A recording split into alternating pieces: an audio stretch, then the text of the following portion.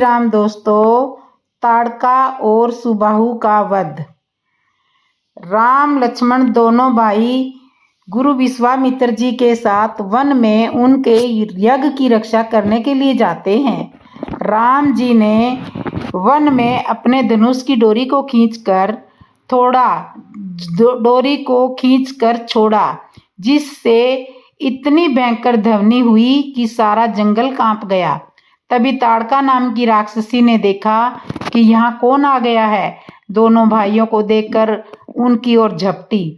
श्री लक्ष्मण जी ने तुरंत ताड़का की नाक कान काट दिए। लक्ष्मण जी प्रारंभ से यही काम करते आ रहे हैं।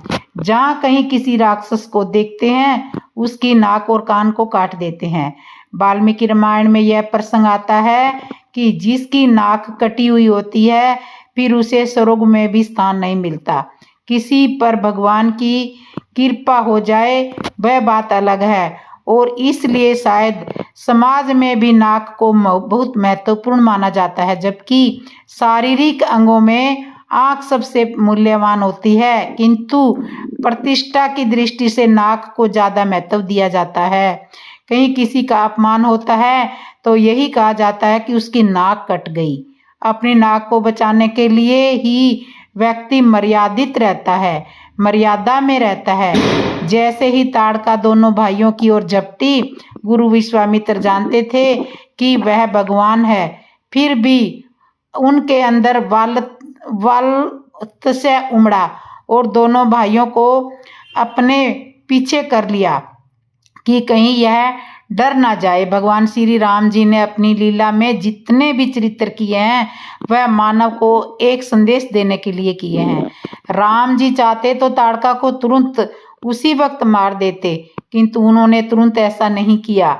गुरु जी से आशीर्वाद लिया। उन्होंने उनका इसके पीछे आशय यह था कि ताड़का को मैं मार सकूं। इतना सामर्थ्य मुझ में नहीं है, यह तो गुरु जी के आशीर्वाद से संभव हुआ है। गुरु ने उनके सिर पर हाथ रखा। इसके पश्चात राम जी ने एक ही बाण से ताड़का का वध कर दिया। मारीच नामक राक्षस भी आया, उसको भी श्री राम जी ने फल का बाण मारा, जो 100 योजन दूर जाकर गिरा, और उसी मारीच ने आगे चलकर रावण के कहने से अपना स्वर्णमय रूप बनाया। सोने का रूप बनाकर सीता जी को अपने सौंदर्य रूप से लुभाया था। श्री राम जी ने वन में सभी राक्षसों का वध किया। देवता बड़े प्रसन्न हुए, फूल बरसाए। तब भगवान श्री राम ने गुरु विश्वामित्र जी से कहा, गुरुदेव, राक्षसों का विनाश हो चुका है, आप निर्भय होकर यहाँ यज्ञ पूर्ण कीजिए। विश्वामित्र जी ने अपना यज्ञ पूर्ण किया। मित्रों, राम जी छोटे भाई लक्ष्मण जी के साथ गुरु विश्वामित्र जी के यज्ञ की रक्षा के लिए जब जाते हैं, रास्ते में ताड़का, सुबाहु और मारीच जैसे राक्षस मिलते हैं। राम जी ताड़का और सुबाहु का वध कर देते हैं, किंतु मारीच को दूर फेंक देते हैं, जो मरता नहीं है, घायल रह जाता है। और आगे चलकर वही मारीच श्रवण मृग बनकर राम जी को सीता जी के समय वन में भटकाता है। राम जी ने कहा, गुरुदेव, अब आपका यज्ञ पूर्ण हुआ, हमने राक्षसों का वध कर दिया है, आपका आदेश हो तो हम वापस अयोध्या चले जाएं। विश्वामित्र जी ने कहा, राम, अभी एक यज्ञ और बाकी है। राम जी ने पूछा, गुरुदेव, कौन सा यज्ञ बाकी है? गुरुदेव जी बोले, जनकपुर में राजा जनक का यज्ञ है, धनुष यज्ञ, वह भी तुम्हारे द्वारा ही पूरा होगा। गुरु जी की बातें सुनकर दोनों भाई प्रसन्न होते हुए गुरु जी के साथ जनकपुर के लिए चले।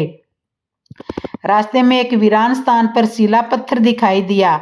उस स्थान पर ना कोई पशु पक्षी, कोई भी जीव जंतु नहीं थे। राम जी ने गुरु जी से पूछा, गुरुदेव, यह स्थान इतना वीरान क्यों है? यह पत्थर इस तरह क्यों पड़ा है? तब गुरु जी ने राम जी को देवी अहिल्या की कथा बताई। यह कथा वाल्मीकि रामायण में है, रामचरितमानस में इसका विस्तृत वर्णन नहीं है। विश्वामित्र जी ने बताया कि यह गौतम ऋषि की पत्नी अहिल्या है, जो ब्रह्मा जी की कन्या है। ब्रह्मा जी के द्वारा इसे प्रकट किया गया था। ब्रह्मा जी ने इंद्रियों पर विजय प्राप्त करने वाले गौतम ऋषि के सानिध्य से इसे रहने के लिए भेजा था। अहिल्या बहुत रूपवती थी, उसको पाने के लिए इंद्रदेव भी ललायित रहते थे। ब्रह्मा जी ने एक बार यह निर्णय लिया कि जो पृथ्वी की परिक्रमा पूर्ण करके आएगा उसका विवाह अहिल्या से होगा। गौतम ऋषि इंद्रियों पर विजय प्राप्त करने वाले थे किंतु बहुत बुद्धिमान भी थे। रामायण में ऐसा वर्णन है कि अपने बछड़े को जन्म देते हुए गाय, जिसके बछड़े का आधा शरीर जन्म के अंदर और आधा शरीर गाय के पेट में हो, आधा शरीर जन्म के समय बाहर और आधा गाय के पेट में हो, बछड़े का मुंह बाहर की ओर दिखाई देता हो, गाय दो मुखी अवस्था में हो, ऐसी व्यवस्था में यदि गाय की परिक्रमा कर ली जाती है तो वह पृथ्वी की परिक्रमा करने के बराबर पुण्य होता है। गौतम ऋषि ने अपने आश्रम पर जो गायें रखी थी, ऐसी स्थिति में उनकी परिक्रमा की थी। तब ब्रह्मा जी ने अहिल्या उन्हें सौंपी थी। एक समय इंद्र कपट करके गौतम ऋषि का रूप बनाकर गौतम ऋषि के आश्रम में आया और अहिल्या के साथ उसका चरित्र भंग किया था। चंद्रमा ने इंद्र देवता का सहयोग किया। तब गौतम ऋषि लौट कर आए और उन्होंने देखा कि इंद्र इस तरह से रूप बदल कर आया है और उन्होंने इस तरह से चरित्रहीनता की है। तब गौतम ऋषि ने इंद्र को श्राप दिया और अहिल्या को भी श्राप दिया। वाल्मीकि रामायण में यह विवरण है कि अहिल्या ने अपना अपराध स्वीकार किया। उसने स्वीकार किया कि वह दोषी है, किंतु गौतम ऋषि उसे श्राप दे चुके थे कि तू इसी निर्जन स्थान पर भूखी प्यासी पत्थर बन करके खड़ी रहेगी, तुम्हारे आसपास कोई जीव जंतु नहीं आएगा और ना ही किसी की तुम्हारे ऊपर दृष्टि पड़ेगी।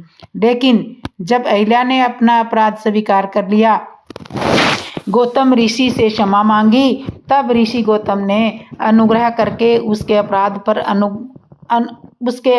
पर अनुग्रह करके उससे यह कहा कि एक दिन जब श्री राम जी जनकपुर जाने के लिए इस रास्ते से आएंगे तब तुम्हारा उद्धार होगा। विश्वामित्र जी ने अहिल्या की कथा राम जी को सुनाई।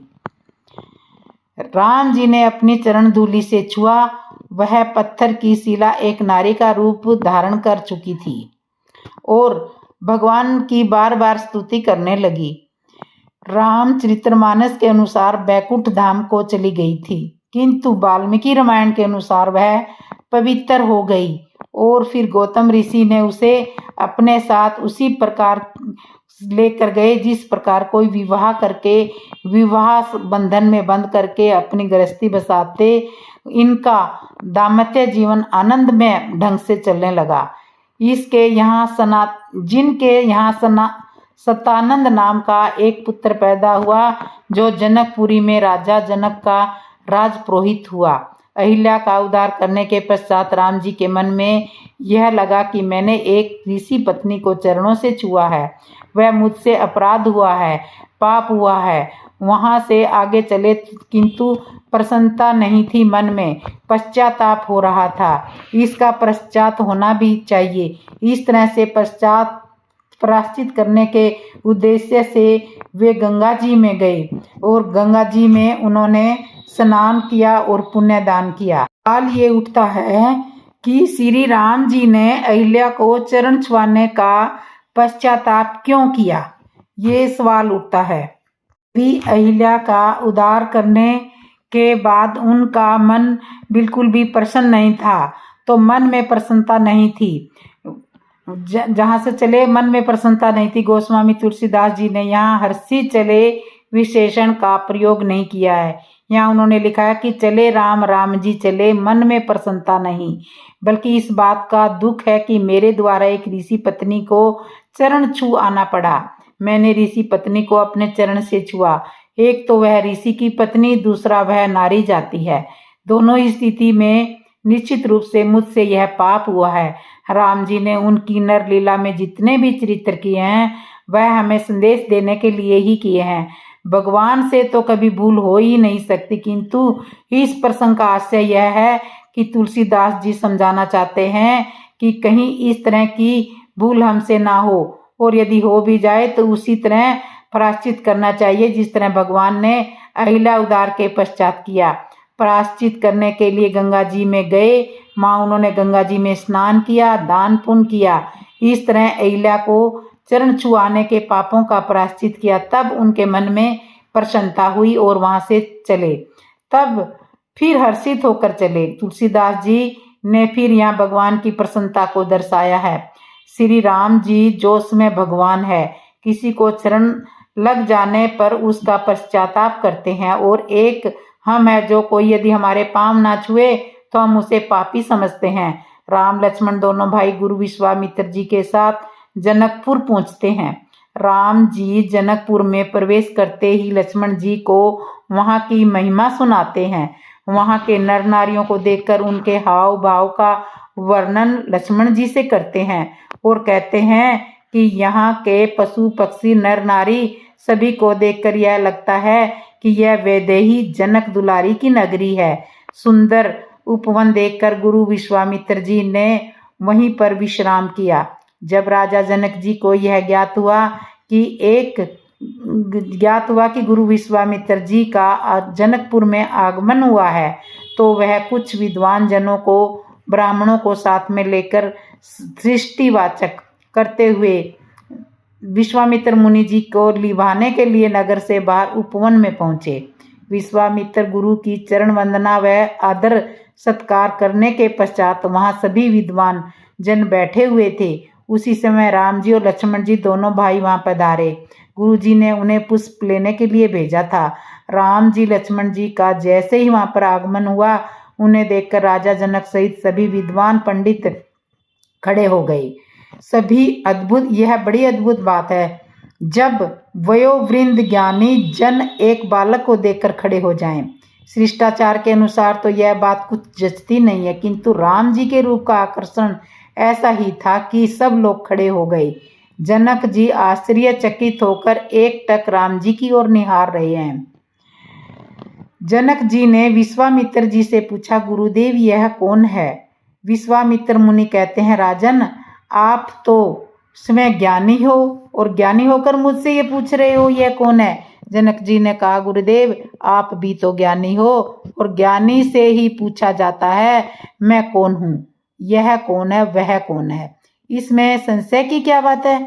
संत श्री कहते हैं कि जब दो ज्ञानी आपस में चर्चा करते हैं तब भगवान को बड़ी परेशानी होती है, क्योंकि दोनों ही ब्रह्मा को अच्छी तरह से जानते हैं।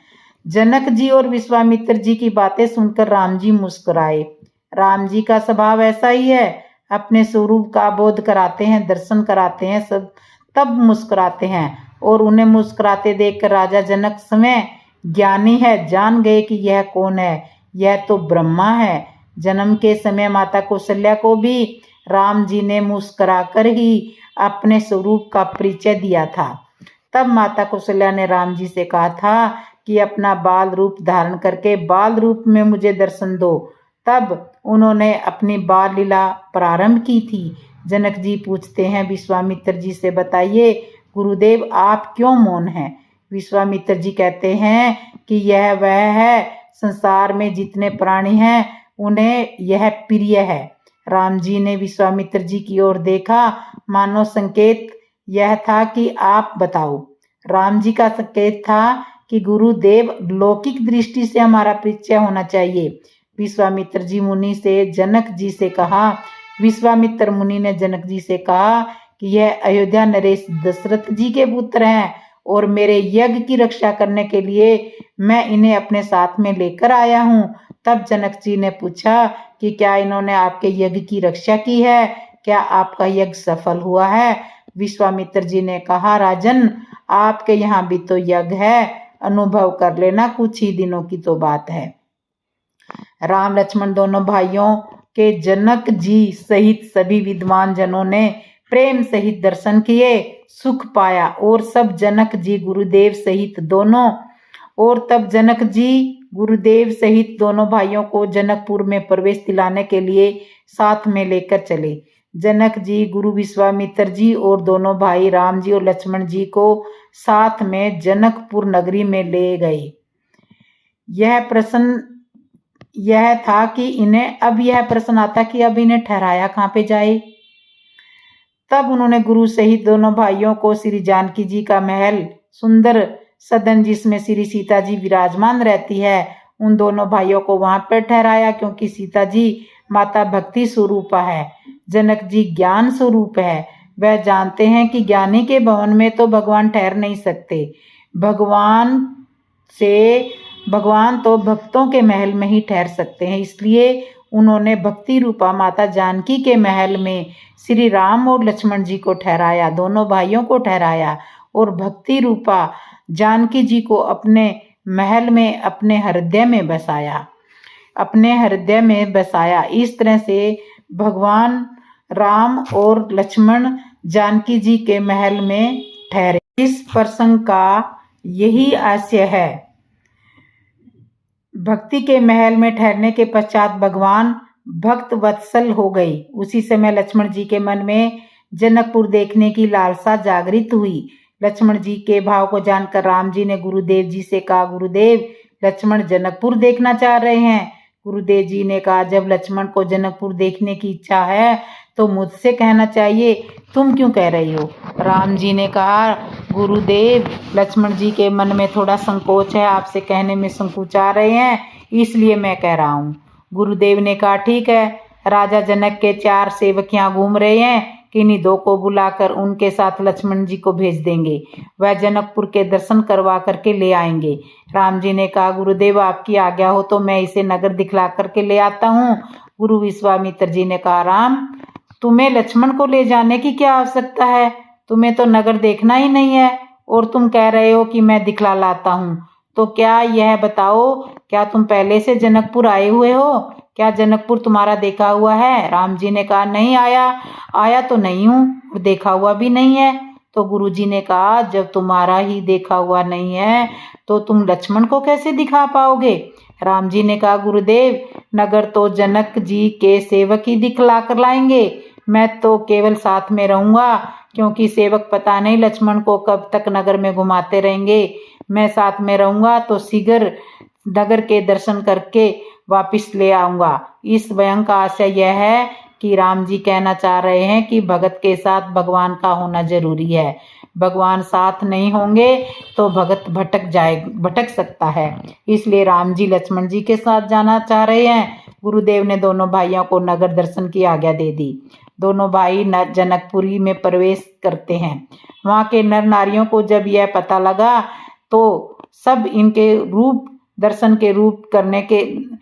के दर्शन करने के लिए निकल पड़ते हैं। जनकपुर की नारियां महल अटारी से इनके दर्शन कर रही हैं, आपस में बातें कर रही है। कोई पीताम्बर का वर्णन कर रही है, कोई घुंघराले केसों का वर्णन कर रही है, कोई सांवले और गोरे का वर्णन कर रही है। किंतु महिलाओं को इनके प्रभु के मुख रूप के दर्शन नहीं हो रहे। सब सखियां आपस में बात कर रही हैं, इनका रूप दिखाई नहीं दे रहा। कोई कहते हैं इनके रूप के दर्शन करने के लिए अभिमान रूपी महल से नीचे भूमि पर आना पड़ेगा, तब इनके दर्शन होंगे। कोई कहती है हम मर्यादा में बंधे हुए हैं, मर्यादा के कारण भूमि पर इनके सम्मुख नहीं आ सकती। तब जनकपुर में सखिया राम जी को ऊपर देखने के लिए एक व्यंग करती हैं, ताकि दोनों भाई अपना मुंह ऊपर करें और हम इनके मुख के दर्शन कर लें। वह एक युक्ति लगाती है। एक पूछती है, क्या तुम इन्हें जानती हो, ये कौन है? दूसरी कहती है, हम तो इनके माता पिता सबको जानते हैं। और श्री राजा दशरथ जी का नाम लेती है। तब लक्ष्मण जी राम जी से कहते हैं, भैया, आपकी आज्ञा हो तो मैं ऊपर की ओर देखूं, कोई हमारे माता पिता का नाम ले रहा है, हो सकता है कोई हमारा रिश्तेदारी होगा। राम जी ने कहा, नहीं लक्ष्मण, ऊपर देखने की तुम्हें इजाजत नहीं है। यह भक्ति की नगरी है, श्री जानकी जी की नगरी है, और इस नगरी में सिर झुकाकर चलने में ही शोभा है। मैं इसलिए तुम्हारे साथ में आया हूँ। इस तरह दोनों भाई जनकपुर नगरी में अपने सुंदर रूप के दर्शन सभी नर नारियों को कराते हैं। राम जी लक्ष्मण जी दोनों भाई जनकपुर के दर्शन करके सब नगरवासियों को अपने सुंदर रूप के दर्शन करा करके संध्या समय वापस गुरु जी के पास पहुँचे। अधिक विलंब हुआ जान करके मन में राम जी को संकोच हुआ। संध्या वंदन करके रात्रि विश्राम के पश्चात प्रातःकाल उठकर गुरु वंदन, दैनिक कार्यशैली से निर्भीत होकर गुरु जी से आज्ञा लेकर पुष्प वाटिका में पुष्प लेने के लिए पहुँचे। वहाँ जाकर के देखा कि बाग के बाहर कोई भी दिखाई नहीं दे रहा। राम जी पुष्प लेने के लिए, अनुमति मांगने के लिए इधर उधर देख रहे हैं, किंतु कोई दिखाई नहीं दे रहा। राम जी ने अपनी नरलीला में हम मानवों को मानो अपने चरित्र और व्यवहार के माध्यम से हमें संसार में किस तरह के शिष्टाचार का पालन करते हुए जीवन जीना चाहिए, यह सब चरित्र व्यवहारिक रूप से करके दिखाया है। राम जी देख रहे हैं कि बाग में कोई दिखाई नहीं दे रहा है। राम जी के स्थान पर यदि हम होते तो मन में यह सोचते कि कोई देख तो रहा नहीं है, और चुपके से बाग में घुसकर फूल तोड़कर ले आते हैं। राम कथा का यह प्रसंग हमें जीवन जीने की कला सिखाता है। भगवान अपने व्यवहार से यह बताते हैं कि पुष्प लेने के लिए भी अनुमति लेना आवश्यक है। तभी उन्हें दूर से एक माली आता हुआ दिखाई देता है।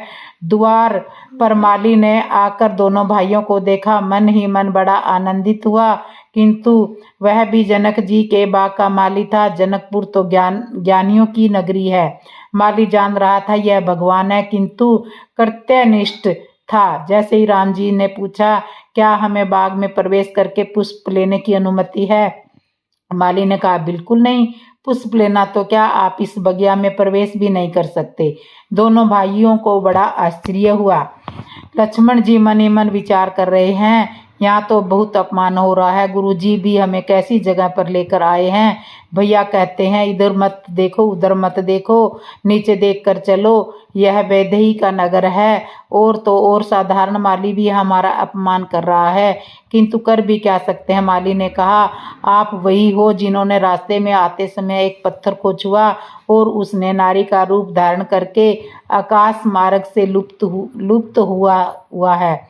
मैं तुम्हें पुष्प वाटिका में प्रवेश नहीं करने दूंगा। आपके पाँव में जादू है और हो सकता है हाथों में भी जादू हो। आप वाटिका में आओगे, हाथों से पुष्प चुनोगे और कहीं जिस पौधे के आपने हाथ लगाए और पौधे नारी बनकर उड़ने लगे तो हमारी यह बगिया तो वीरान ही हो जाएगी। इसलिए मुझे क्षमा करना, मैं आपको अनुमति नहीं दूंगा। प्रभु श्री राम ने माली से कहा, भैया ऐसा नहीं है, हमारे हाथों में कोई जादू नहीं है, आप विश्वास कीजिए। आपको विश्वास दिलाने के लिए हम इतना करते हैं। आप हमें किसी एक पौधे से एक पुष्प उतारने दो। यदि वह पौधे को छूने से, वह पुष्प को उतारने से वह पौधा नारी बनकर उड़ जाता है तो हमें दूसरे पुष्प की अनुमति मत देना। हम बिना पुष्प लिए ही वापस लौट जाएंगे। और दूसरी बात यह है कि नारी तो वह पत्थर बना था, कोई पौधे तो नारी नहीं बने थे। माली ने कहा, यहाँ भी एक समस्या रहेगी, क्योंकि पुष्प लेने के लिए तुम्हें अपने हाथ धोना पड़ेगा और हाथ धोने के लिए सरोवर में जाना पड़ेगा, और सरोवर के किनारे पत्थर की शिलाएं रखी हैं। तुम वहां पर जाओगे, उन पर अपने चरण पड़ेंगे, आपके चरण पड़ेंगे और वह भी नारी बन जाएंगी। बड़ी परेशानी हो सकती है महाराज। मैं क्या जवाब दूंगा? यहाँ की व्यवस्था देखना मेरा कर्तव्य है। आप इस बगिया में प्रवेश ना करो तो ही उचित रहेगा। लक्ष्मण जी मन ही मन विचार कर रहे हैं कि एक शिला नारी बनकर उड़ गई थी। यह बात इस माली को कैसे पता लगी? किंतु बड़ी अद्भुत बात है, वह माली भी साधारण माली नहीं था, राजा जनक की बगिया का माली था। और जनकपुर तो है ही ज्ञानियों का नगर। दोनों भाई खड़े खड़े विचार कर रहे हैं। माली बगिया में प्रवेश की अनुमति नहीं दे रहा। राम जी ने कहा, भाई यह तो बताओ, ऐसा कौन सा उपाय है जिससे हमें यहाँ से पुष्प मिल सके? माली ने कहा, एक उपाय है। माली ने कहा, एक उपाय है। माली ने कहा, एक कारण और है। तुम्हारे पैर बहुत ही कोमल है और तुम इस बगिया में पैरों में क्षति हो सकती है। राम जी ने कहा, वो क्यों?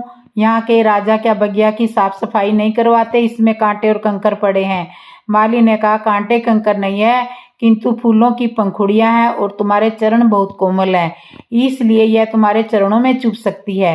राम जी ने कहा, यह समस्या हमारी है, हम सुलझ लेंगे। लक्ष्मण जी ने कहा, भैया यहाँ समस्या ही समस्या है, वापस चलो।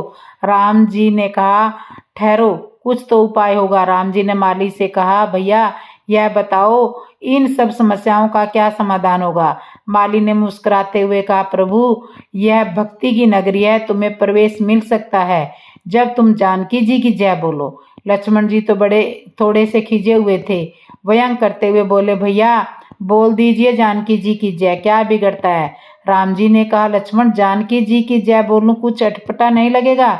लक्ष्मण जी कहने लगे, आप मन ही मन तो बोलते ही रहते हो, एक बार जोर से बोल दीजिए, पुष्प लेने की समस्या तो सुलझ जाएगी।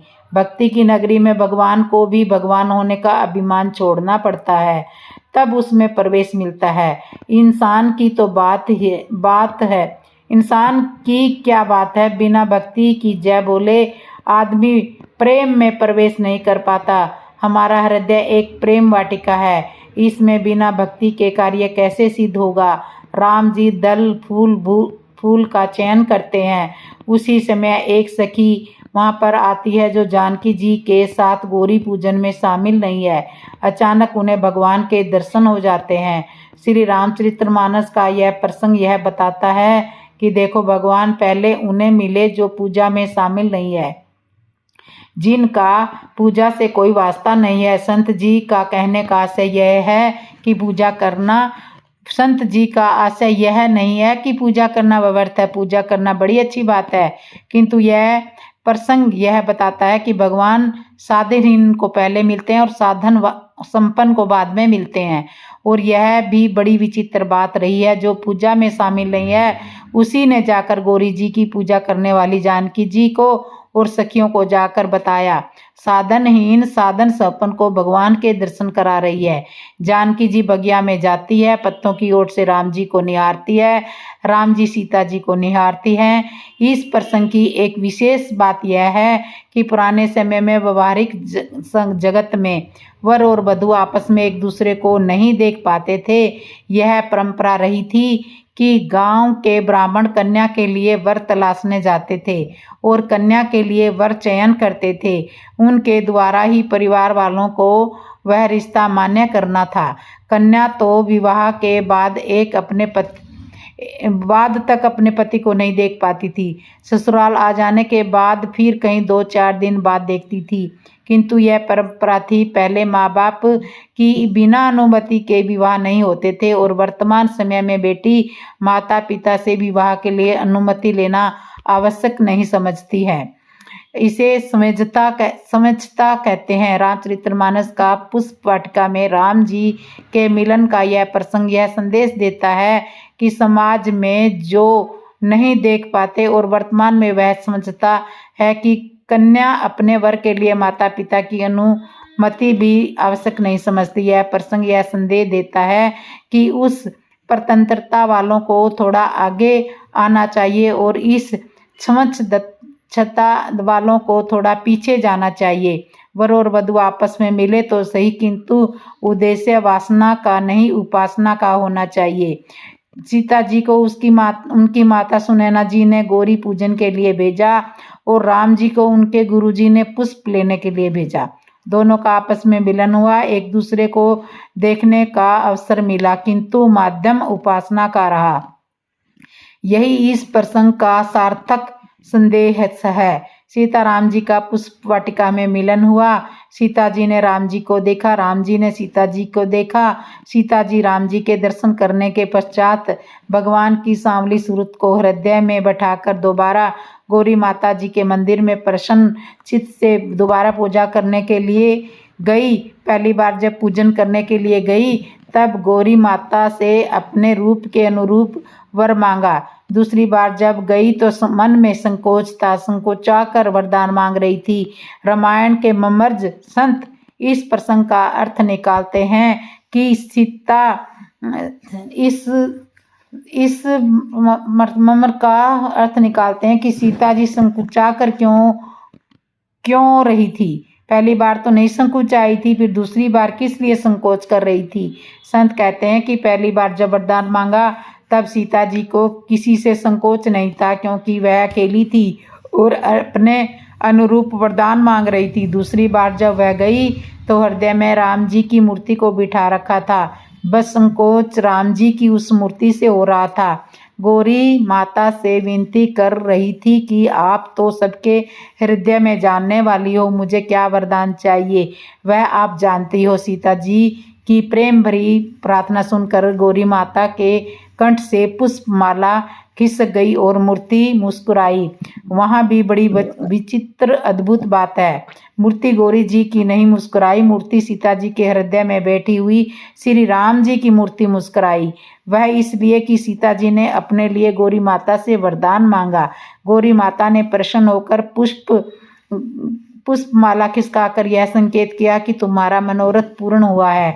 यह सुनकर सीता के हृदय में विराजमान राम जी की मूर्ति मुस्कुराई। चलो श्री सीता जी के साथ साथ हमारा भी काम बन गया। यही प्रसंग का वास्तविक अर्थ है। राम लक्ष्मण दोनों भाई जब पुष्प लेकर गुरु जी के पास आए थे तब गुरु जी ने उन्हें विजय श्री का आशीर्वाद दे दिया था, किंतु जब दूसरे दिन यज्ञ मंडप में जाना था तब गुरुजी ने अपना बयान बदल दिया था। दोनों भाइयों से कहा था, चलो आज धनुष यज्ञ है, चल कर देखते हैं विधाता किसको यश प्रदान करता है। तो दोस्तों, आपको मेरी ये कथा कैसे लगी, अच्छी लगी हो तो कमेंट में बताना। जिसने मेरे चैनल को सब्सक्राइब नहीं किया, सब्सक्राइब करना, लाइक करना, कमेंट करना और बेल आइकन बटन तो ज़रूर दबा लेना। बोलो जय श्री राम दोस्तों।